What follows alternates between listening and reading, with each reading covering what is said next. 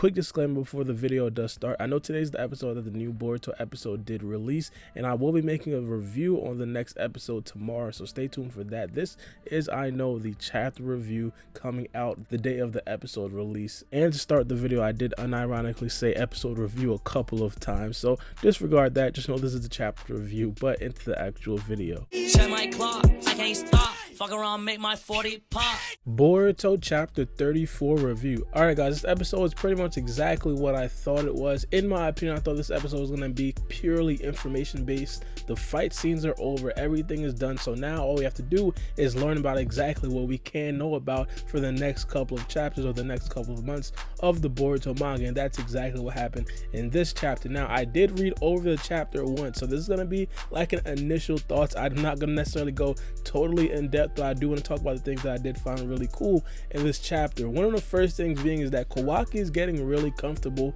with the Uzumaki family. I don't know why and I don't know when, but now Kawaki is just like, he's like a really cool guy. Right before all this happened, he was getting into fights with Boruto, he was cursing out Boruto, he was cursing out Naruto, he's trying to run away, but now it's like Kawaki is just one of the guys, not necessarily one of the guys, but one of the genin, and it's crazy seeing him around characters like Sarada, around characters like Chocho, Shikamaru, Inoji, and Mitsuki. It's insane. I don't know why, but it just feels cool to me. I don't know, some of you guys might share that same sentiment as well, seeing Kawaki being one of the guys. Now the next question is, will this go to the next step where Kawaki does actually become an actual genin of the Hidden Leaf Village? Will Naruto trust him to go out on missions? That's going to be a very huge question. Now, in my opinion, I feel like it's not going to necessarily be just yet. I still feel like Naruto has a little bit of reservations for Kawaki. He doesn't necessarily trust him all the way, and of course he shouldn't, but let's just see how it goes into the next chapters. Now, Kawaki's transition in with the genins, it was a very seamless one.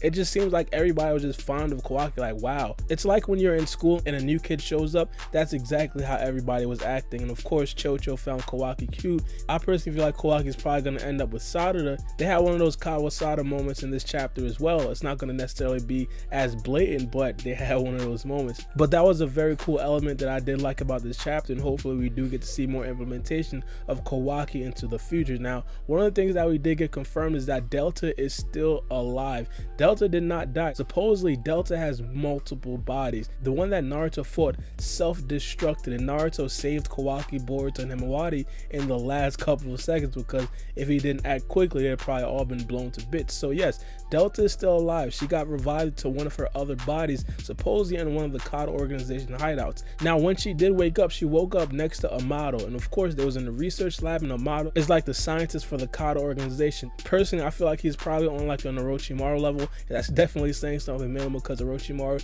is like a genius. But when Delta woke up, it's like everybody there wasn't surprised. It's like, oh, here comes Delta again, getting beaten, having to switch to a different body, which is like insane to me. A couple things we could take away from that. The first thing being is that they were speaking to Delta like she was probably the weakest character in the COD organization, something I did speculate before, and I do think is going to end up being true. They didn't necessarily say it blatantly, but you kind of got that feeling from this chapter. It's like Delta's like a chihuahua. She always talks, but she's probably like one of the weakest characters in the whole organization. Another thing is the fact that Delta is not losing to any regular shinobi. Delta went head to head with Naruto. I know some of you guys like to underrate her, but in my opinion, Delta's not losing to any regular shinobi. And if Delta lost already, that means she's not fighting any regular shinobis. She's probably fighting like Otsutsuki level characters. And of course, other than Sasuke and Naruto, there are no Otsutsuki level characters. So this is probably a confirmation that there are other characters as strong as Naruto and as strong as Sasuke that are out there roaming, possibly not on Earth, possibly not in the ninja world, but they are still close to Naruto and Sasuke, mainly because Delta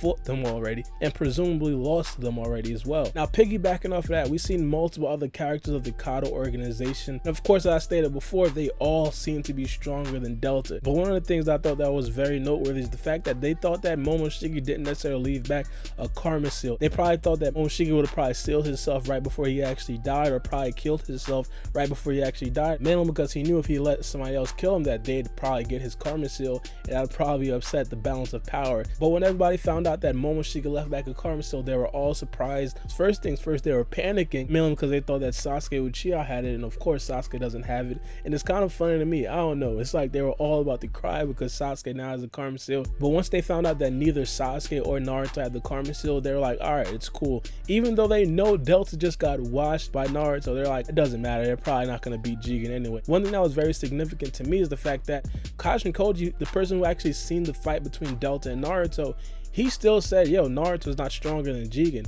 That's going to be something very significant to look forward to in the future. And it's not only the fact that he's not stronger than Jigen, it's the fact that there are other characters in the Kado organization that are probably up there with Naruto as well. So it's not going to be a certain situation where everybody's just teaming up trying to defeat Jigen, mainly because there's other characters in the Kado organization. And I made this very clear before in the past that these guys are elite level characters. Sasuke even told Naruto that these guys are supposedly Otsutsuki level characters. And that's pretty much believable, seeing Delta swap hands with Naruto, and she's presumably the weakest character in the whole bunch. Now, one of the last things I do want to talk about is Kawaki, and I know I started the video talking about Kawaki, but this is a little bit different. Not necessarily him getting used to the other characters, but him getting very much used to Naruto. Naruto extended a very cool gesture in this episode. Is the fact that he actually gave Kawaki one of his own prosthetic arms. It doesn't naturally bind to Kawaki, so Naruto had to give Kawaki some of his chakra, and then Kawaki would be able to use the arm. Naruto actually compared him loaning Kawaki some of his chakra to a shadow clone being up, so Naruto is constantly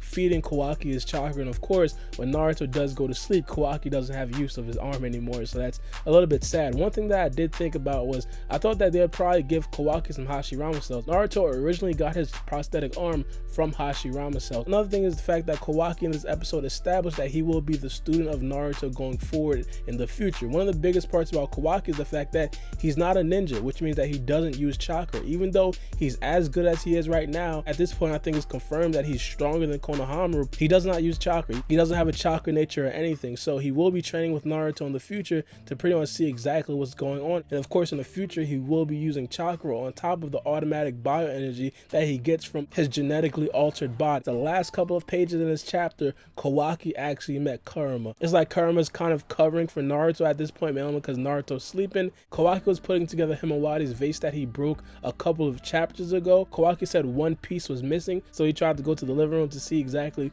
which piece was missing, and of course as soon as he left, Kurama popped up. But nonetheless, this chapter was a very good chapter, and of course, as I said, I will be making multiple videos about this chapter because I do want to go in depth and break down a lot of stuff that happened in this chapter, and of course talk about the multiple Kado organization members that we did see in this episode. But let me know what you guys think about this chapter in the comment section below. It's me, your boy Baara B, and we out. It's a knife. Check my clock, I can't stop. Fuck around, make my 40 pop. No popcorn, I pop pistols. Reaming my body, clothing no issue. Bitch, you look sick, you need a tissue. You drop a body, I just might bless you. I'm at your sexual, no high cholesterol. Where's Jenny Craig? Bitch, just get sexual.